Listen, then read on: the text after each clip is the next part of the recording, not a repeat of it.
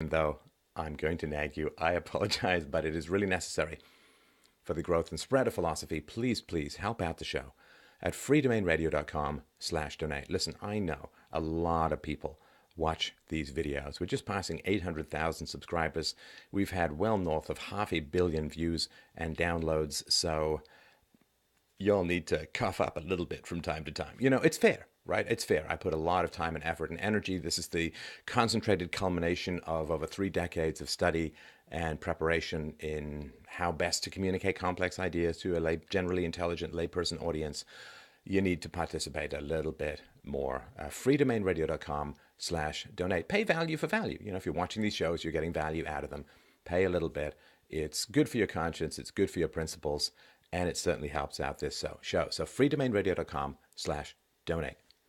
Thank you very much. Now, here is the first question. Stefan, if capitalism is so great, then why did it need a $787 billion bailout in 2008?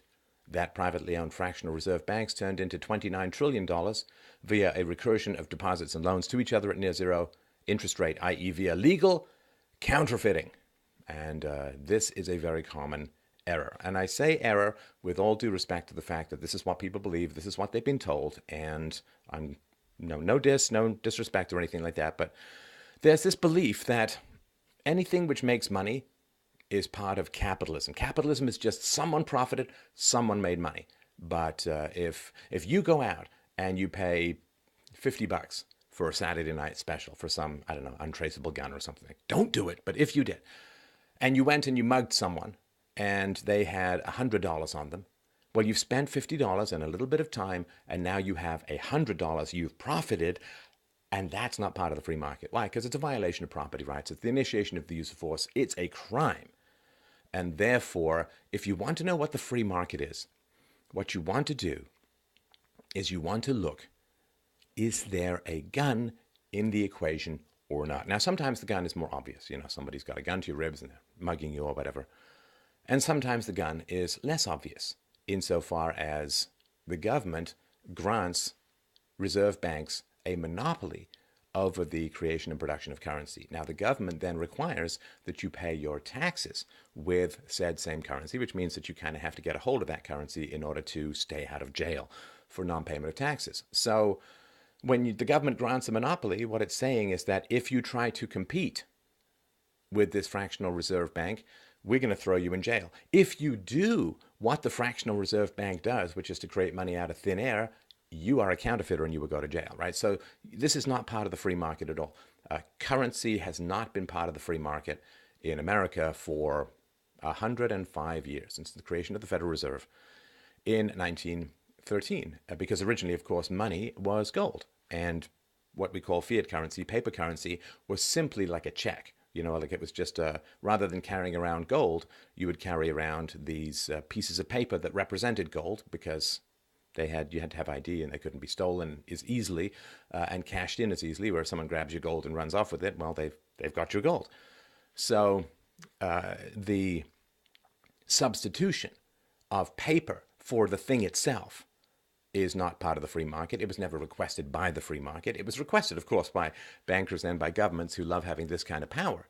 But if you really want to understand what fiat currency is, let me give you an example. This is vivid, and it's going to really, really stick with you. Okay, let's say you have some horrible infection, and you go to the doctor, and the doctor gives you a prescription, right? Which actually is only required. I think Congress passed a law that only doctors could write prescriptions in the post-Second World War period. Another monopoly, but anyway. So you get this prescription, and you then go to the pharmacy, and you fill out the prescription, and you get the bottle of antibiotics, and you take the antibiotics, and make sure you take them to the end, so you don't end up helping to breed superbugs that are immune to antibiotics. But anyway, that is the course of curing your infection. Now, if someone said to you, no, you've got it all wrong. You've got it all wrong. What you want to do when you go to the doctor and he writes you a prescription is you want to eat the prescription. You see, the prescription is the medicine. So he says, antibiotic, eat it and it will cure. And you'd say, well, no.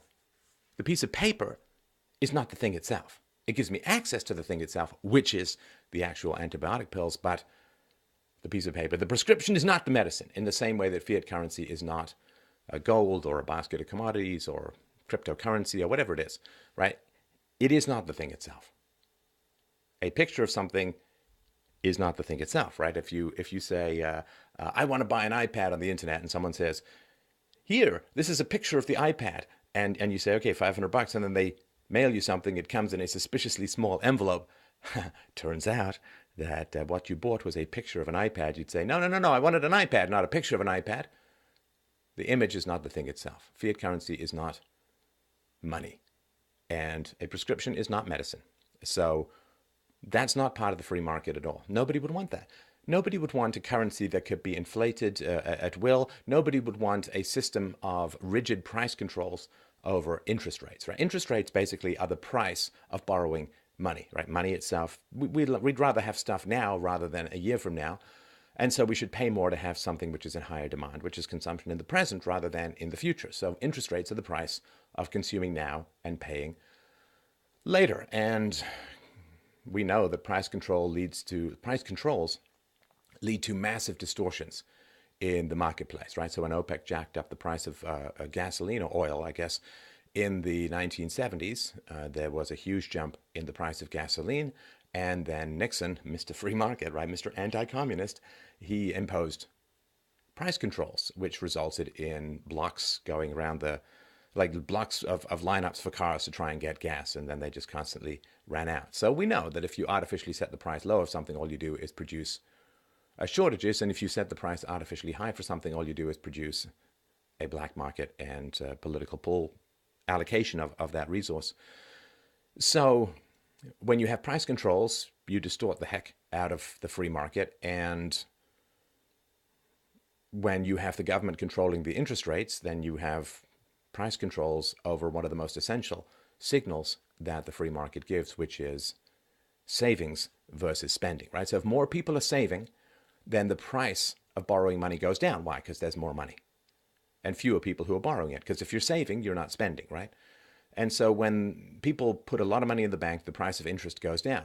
Now, the price of interest going down encourages people to borrow and to consume, and therefore they're going to start draining their savings, or more money is going to be lent out.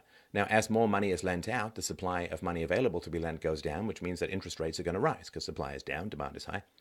And this constant balance is very, very important in the maintenance and regulation of stability in the free market. And so when people say, well, why did the free market need a government-controlled, not customer-serviced, at the point of a gun, $787 billion bailout?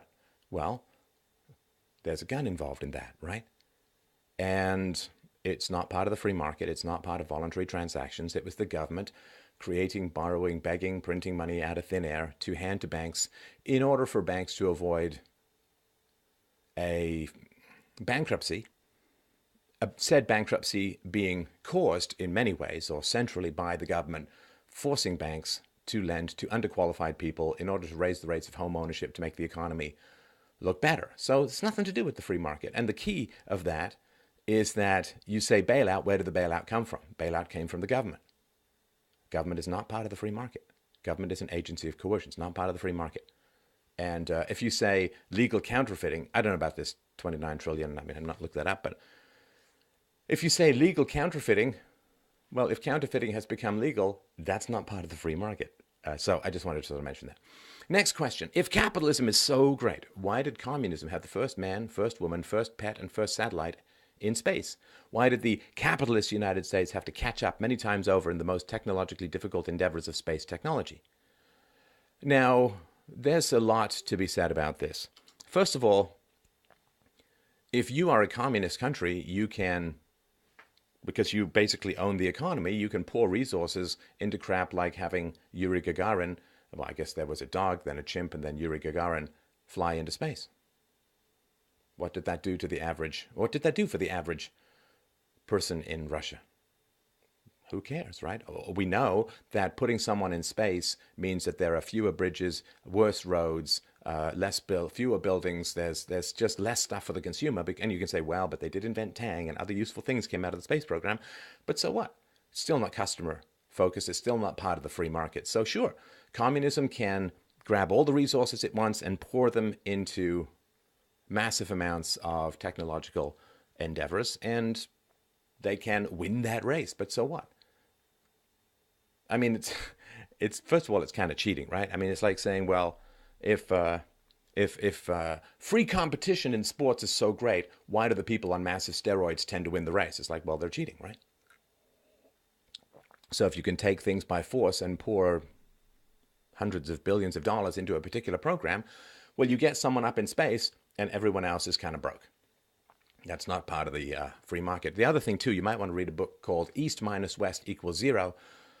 Communism stole a lot of technology and ideas and innovations and so on from the West. A lot of industrial espionage, a lot of just stealing left, right, and center. I mean, look at what China does with technology in the present.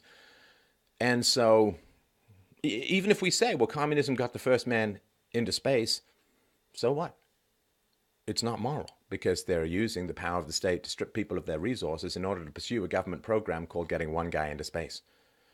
And the idea that we would judge an economic system by who gets the first guy in space, I mean, it's really sad. And I don't mean for you, I just mean in general, think about it as really sad. Like when I came to Canada in the 70s, there was still talk about how Canada beat Russia in the hockey tournament, the World Hockey Tournament. And it was like, yes, and it's like, if your entire moral system depends upon a puck going into the net in the right way and in the right place, that's pretty sad. And if the morality or success or virtue or value of your system depends upon who gets someone into space, you don't understand the virtues and values of your system.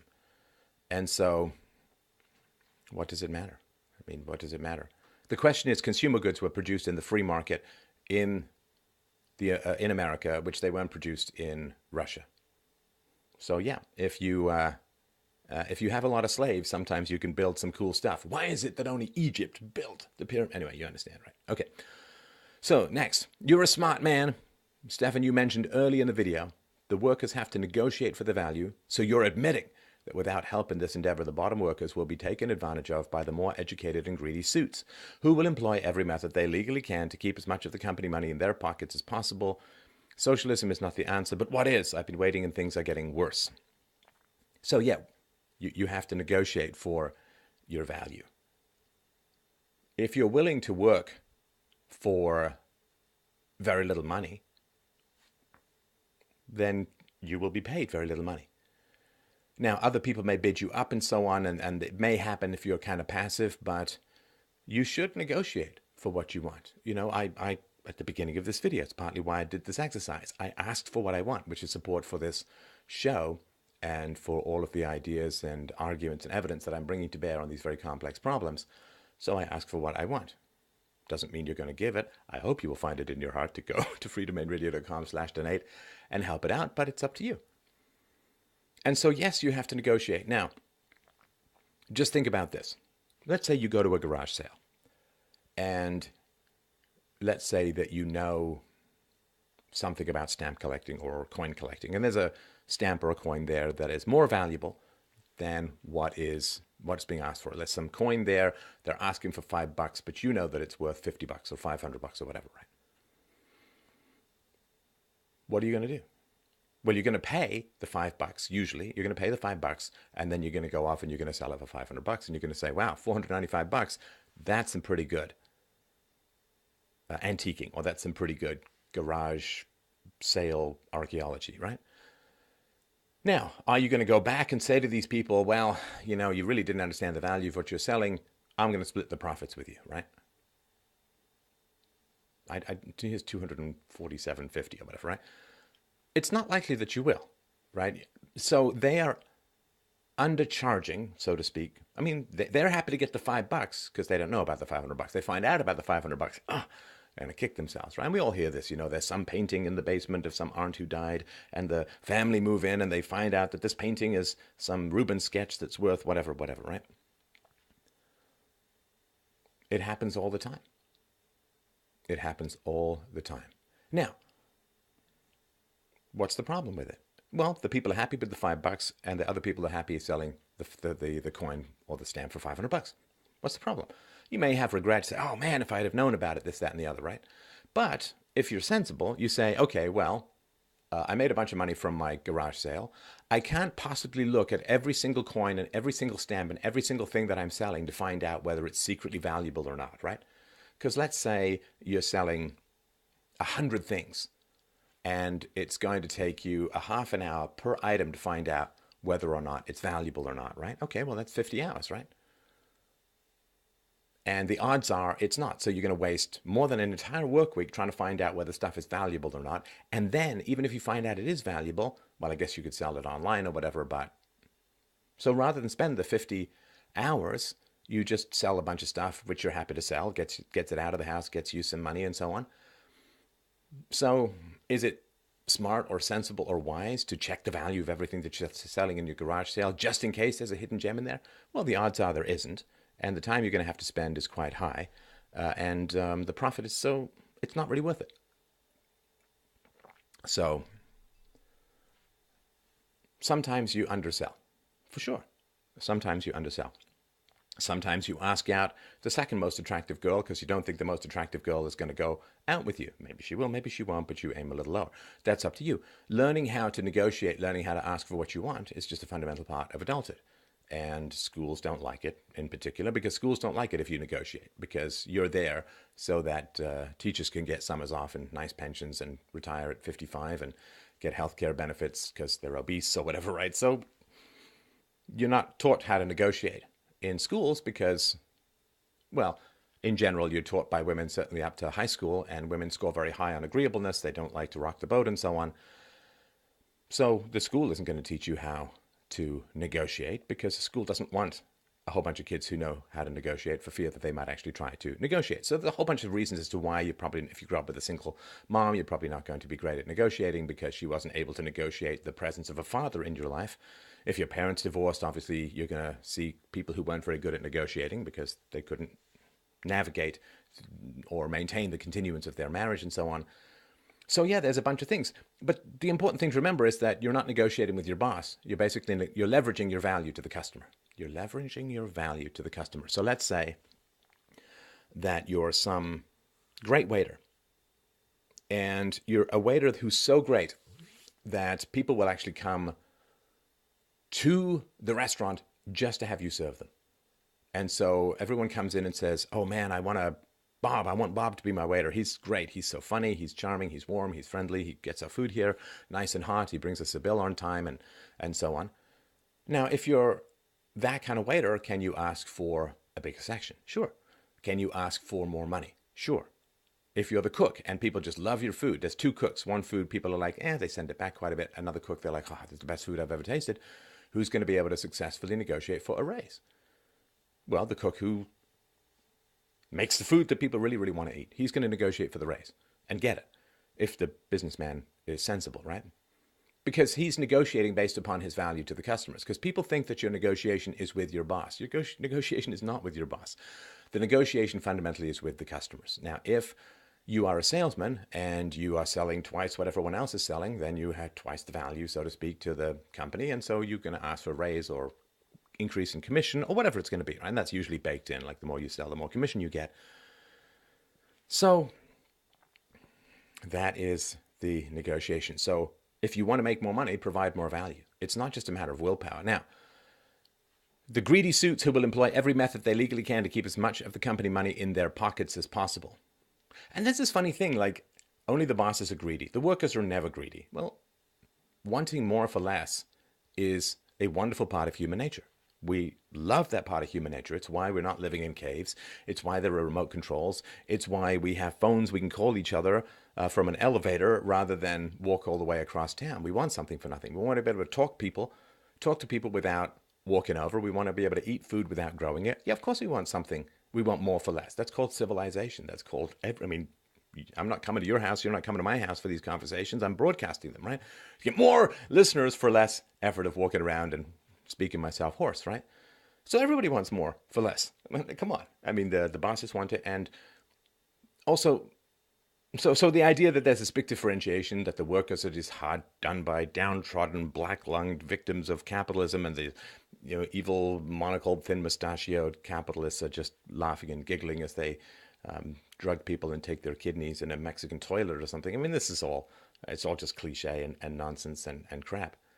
Yeah, they want to make, the bosses want to make money and the workers want to make money. And that's the interesting negotiation. That's the interesting negotiation. And the customers want to make money and everybody wants to make money and everybody wants more for less. It's wonderful. It's wonderful. I mean, everybody wants the right amount of love. Everybody wants the right amount of sex, and that's usually more than they're getting. And everybody wants the right amount of money. It's usually more than they're getting. And you have to negotiate with people peacefully and provide value in order to get it. It's wonderful. It takes our desire for dominance and our desire for control and our desire for high status. It takes it out of the realm of war and pours it into the realm of economic productivity. The free market sublimates and puts to massive social utility our desire to gain status, to gain resources, to control, right? I mean, it's beautiful. It's harnessed male ambition in general, at least early on. It's harnessed male ambition and turned it to the production of cell phones rather than the production of war. Rather than going and hitting someone's head hitting someone over the head with a club and taking his woman by force, we now are in the free market in a competition to see who can gain the most resources to get access to the highest quality females. You know, your daddy's rich and your mama's good looking, as the old song says. Good. I mean, would you rather it be war? Would you rather it be violence? Would you rather it be the mafia? Would you rather it be what? I mean, we're going to want to gain resources. We're going to want to conquer the world. We're going to want to raise in status. The free market channels all of that to peace and productivity and cool stuff for consumers and so on. You take that away and what happens? You get political clawing. You get people climbing up the dopamine hit drug tree of political power or criminal power or war power and so on. It's all kind of all sides of the same coin. But you're going to have people who want more for less, and you're going to have people who want high status, and you're going to have people who want to dominate. And if they can do that in the free market, it's better for everyone. If they don't get access to the free market, do you think that people's desire to dominate is just going to vanish?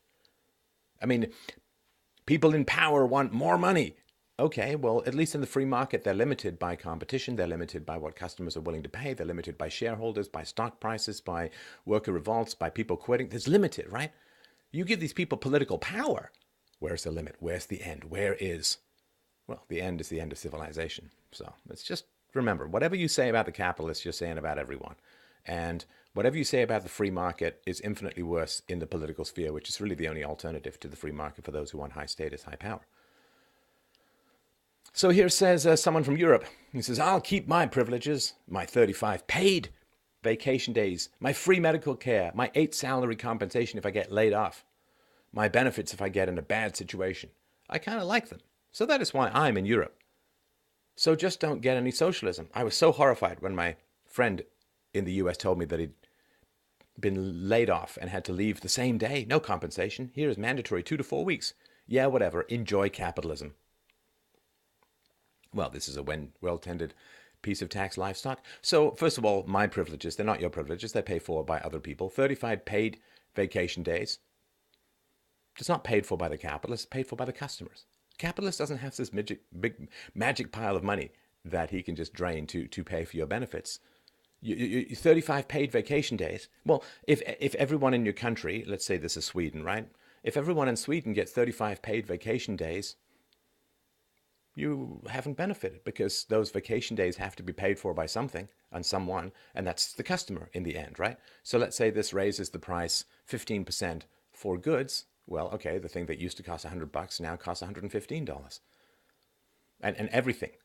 And it's going to accumulate because the electricity is going to cost more, the raw materials are going to cost more, the gasoline, the transport is going to cost more, and it accumulates. So the end consumer good is way more expensive because every ingredient has to have this 15% additional to it. So it's not paid. Oh, I get all this free money. Yeah, and then you end up spending even more of it because the price of goods has gone up enormously. If you didn't have these paid vacation days, then the price of goods and services would collapse, might be cut by 50%, in which case you'd have more than enough money to take even more than 35 paid vacation days. I mean, God, I hate to be so frustrated, but it's like, don't people think even a little bit where this money comes from and just look over the horizon of this endless flow of magic gold it's like people live in this fairy tale. My free medical care. No, it's not free. My 8 salary compensation, I don't know what that means, but I think 8 weeks maybe he says. My benefits if I get in a bad situation. Well, again, all of this is paid for by something, by someone. Your salary is cut. Your purchasing power is cut enormously, so you just end up with less money to spend. Now, if this wasn't given to you, and I'm not talking about the U.S. is not a free market economy that much anymore, and it's not even that high in the Economic Freedom Index. You look at places like Singapore, Hong Kong, a little bit more for that. But so if you didn't have all this free stuff, you'd have a whole lot more money, and then you could use it to pay for vacation days, to pay for your health care, to pay for insurance against getting laid off, to pay for benefits. You'd get more, like you're paying $2,000 a month for all of this crap, but in the free market, you'd pay like $250 or $500 a month for all of the same benefits in terms of actual purchasing power. So, and none of these are part of capitalism, right? It's all forced, right? Okay, guy says, there's no balance here. Ah, the Hegelian guy. There's thesis, there's antithesis, there is synthesis. It's not an argument. He says, there's no balance here. You can't critique socialism without critiquing capitalism, which is why ideologues can't see that the market is rapidly undermining their own premises. The morals and conservative value systems being extolled on this channel are becoming obsolete by the technology and production processes expedited by the market. Economic progress is your enemy. Well, that's just a word salad, right? I mean, this is a bunch of adjectives and nouns all put together in a blender and spat out as if there's some kind of coherent story. You can't critique socialism without critiquing capitalism. And it's funny, because this critique of capitalism, when you understand that capitalism is simply people voluntarily exchanging value for value in a free market, what's to critique? I mean, you could critique the people, right? So you could say to people, don't be so susceptible to manipulative advertising. Okay, it's not really criticizing capitalism, criticizing human susceptibility to thinking that if you drink a lot of beer, you get a washboard stomach by a pool. Not true. But you can't critique socialism without critiquing capitalism. What does it mean to critique people's free choice? It's like saying you can't critique rape without also critiquing lovemaking. You can't critique theft without also critiquing charity. I mean, it doesn't make any sense at all. So what does it mean to critique capitalism? People are exchanging voluntary and value in the free market. Now, you might critique the people, but criticizing the fact that it's voluntary is saying, well, not having a gun in the interaction. Sure, you can critique that. Sorry. Yeah. Not having a gun in the interaction. You can critique that. You can also equally critique having a gun in the interaction, right? So a guy by the road who asks you for $5, you can critique that. But you should also critique the guy who's stealing from you. He steals money from you by force. They're both equal. You kind of got to critique the both. You kind of don't.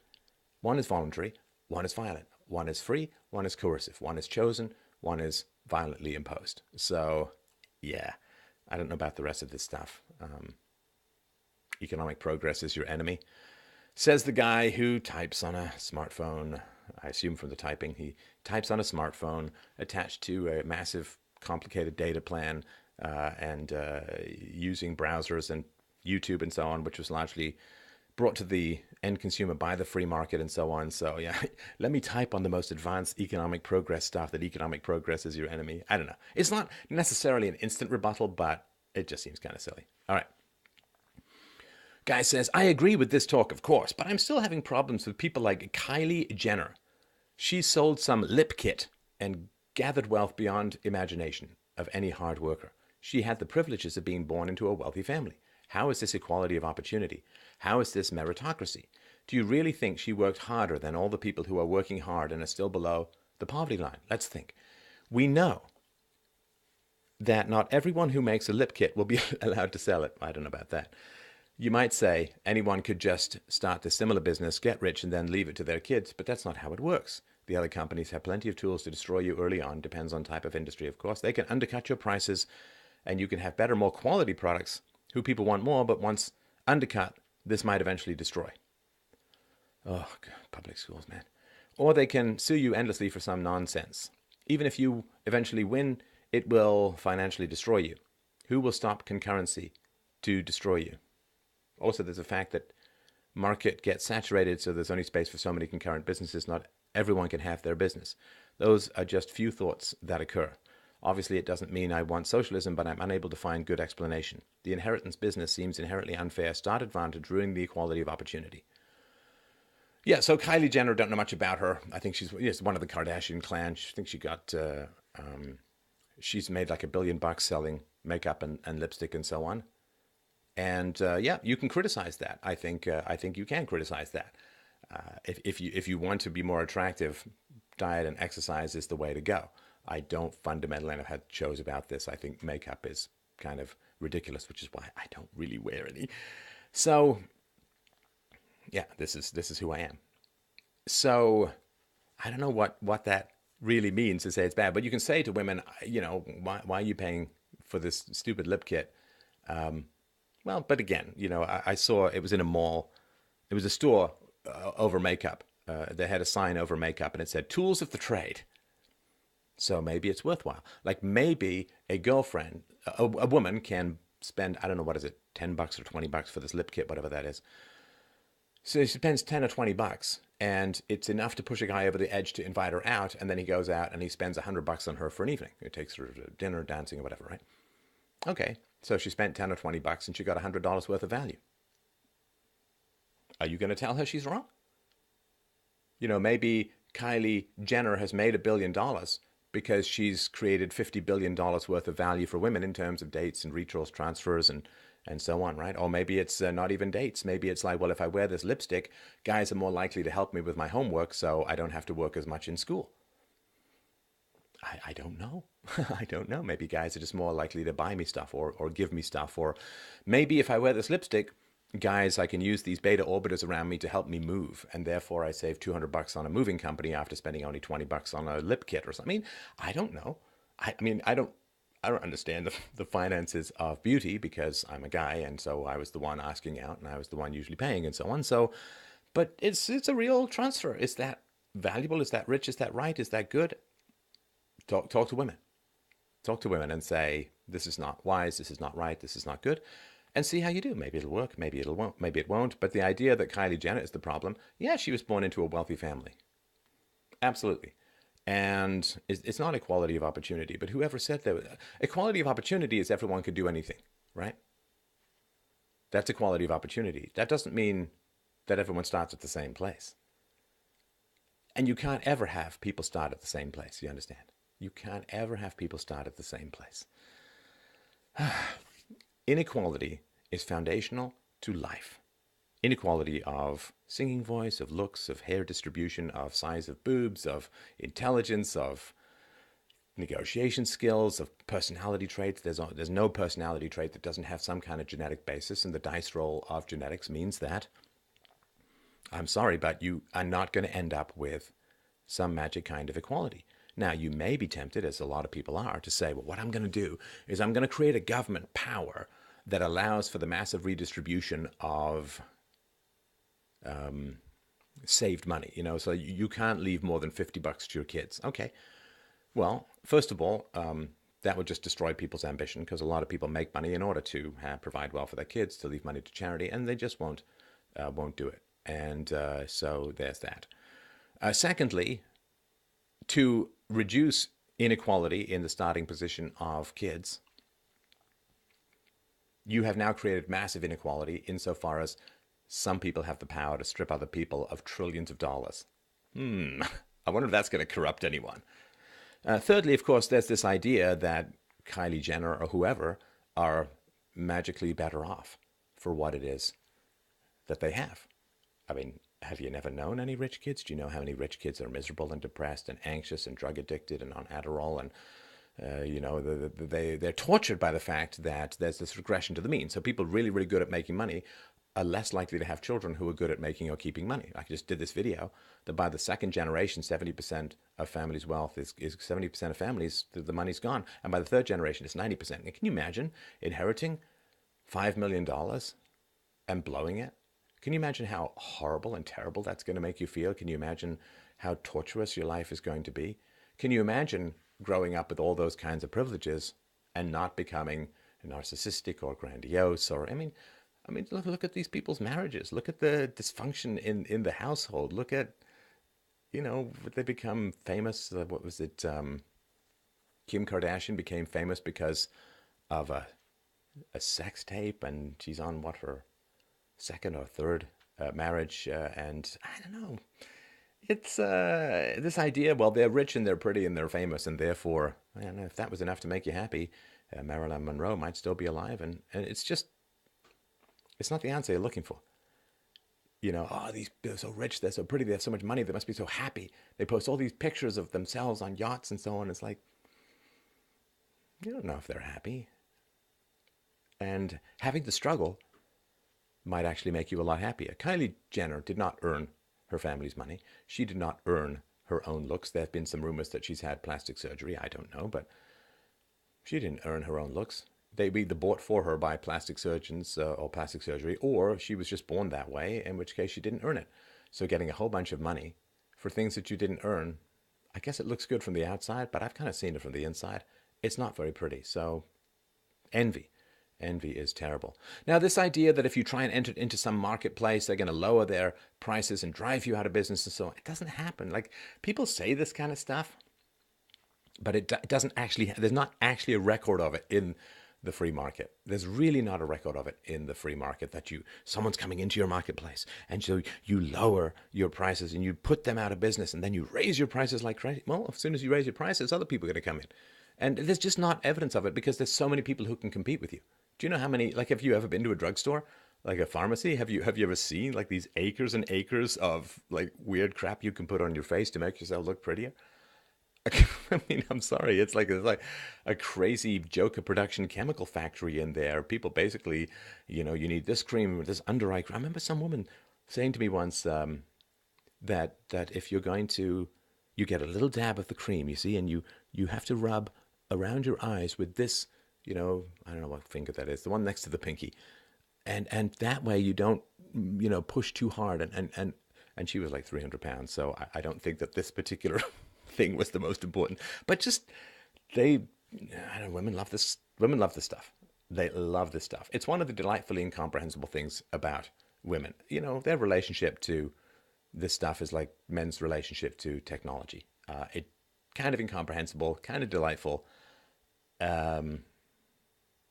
So because there's so many people competing in the makeup space, the idea that you can ward off all competitors by lowering your prices. If you lower your prices below production costs, all that happens is you go into debt. And if you go into debt, then you have to pay the interest and principal on that debt overhead, which means that you've got to artificially raise, or you've got to raise above your former market price. So maybe you sell something for $10. Someone comes into the marketplace, you lower it to $5. How long does it take to wipe them out? Maybe a year. So you're selling a year at half price products. You're going to go millions and millions and millions of dollars into debt. And then you won't be able to sell your stuff for $10 anymore afterwards because you have to pay off this debt, not just the interest, but the principal, which means you've got to charge $15 or $10 for something you used to be able to sell. Oh, you got to charge $15 for something you used to be able to sell for $5. Now, if you charge $15, that opens up another option for someone to come into the marketplace and undersell you because they don't have your debt. And then you say, well, we'll just drop it down to $5 again. And it's like, well, no, you can't because you've already done that and you're already in debt. So you just think these things through. That's all. All right. How many people died because of capitalism, aka imperialism, in colonialism and wars after World War II? A lot. And that's got nothing to do with the free market. See, imperialism, colonialism, these are all government programs. They're not things that are voluntarily done by people. You have to conscript the money. You have to conscript the people. You have to, this paint the map your favorite color is a giant government program. I get this a lot where people say, oh, you're just preaching to the choir, Steph. I mean, people who already agree with you are watching this. Like, dude, if you had this thought, I can't even tell you how lazy you are. Oh, Steph, you're only preaching to the choir. You can share it anywhere you want, man. I make the videos. And if you say, well, I'm just talking to an echo chamber, go post these videos somewhere else. Like this idea that it's up to me. You're part of the conversation of philosophy. You're part of healing the world. You're part of making the world a better place. Go take these ideas and set up a Toastmasters introduction to your local socialist club. Go have a debate somewhere. Go post it somewhere. Go post it on some leftist thing. Go engage with people. Go do something. For God's sakes, you're just preaching to the choir. It's like you can invite anyone you want into the church. I do. I speak with lots of people who I disagree with or who disagree with me. It's great. So I don't know. You're just preaching to the choir. It's a way of making, I guess, why they're trying to make me feel impotent. It's like, well, you're just telling me that you care about these ideas, but you're just too damn lazy to go and bring them to the attention of other people. Well, you're the problem, not me. So someone had, it's a very good point. You got it wrong about Walmart. People don't want to shop at Walmart, I was saying, that the customers decide. The problem is central banks are printing trillions of dollars to pump stocks up to sometimes 100 times their true value. Companies like Walmart come into your town with billions of dollars of stolen money, aka printed money from Wall Street. They buy the land for cash. They build the building with free cash. They use fancy lawyers to churn their profits in a circle jerk to avoid most of the taxes, and our government allows them to import everything they sell from slave countries. Also, when you have this massive overprinting of money, there is a lot of inflation. You are forced to shop at Walmart. If Walmart had to compete to earn all the money they use to expand with, then they would go bankrupt because people hate them. For example, if I wanted to open up a sandwich shop, I have to pay rent. I get nothing free. I have to pay full taxes with no tax avoidance scamming. And I have to pay everything from profits from my customers. So how can I compete against Subway that has billions of dollars of free, stolen money and barely pays any taxes? So this is what the guy said. That's a great point. It's a great point. I never want people to imagine that when I use these kinds of analogies, I'm defending every piece of regulation and monstrous Hammurabi on steroid style tax code that everybody labors under. Yeah, there's a lot of truth in this. The government just print massive amounts of money, and because stock investments are usually taxed at less than income, people have a massive incentive to pour all their money into the stock market. It does drive up value. They do get free stuff, so to speak. Absolutely true, absolutely right. And all of these interferences in the free market are absolutely wrong. I'm talking about free market principles using contemporary examples because it's just easier when people think Walmart, they know what I'm talking about. This doesn't mean that I want to justify everything that happens. But of course, if you're a business owner and you can legally, like there's tax evasion, which is illegal, there's tax avoidance, which is legal ways of minimizing your taxes. You have to. I mean, that's what you have to do if you're the boss. You don't just voluntarily pay a whole bunch of extra taxes.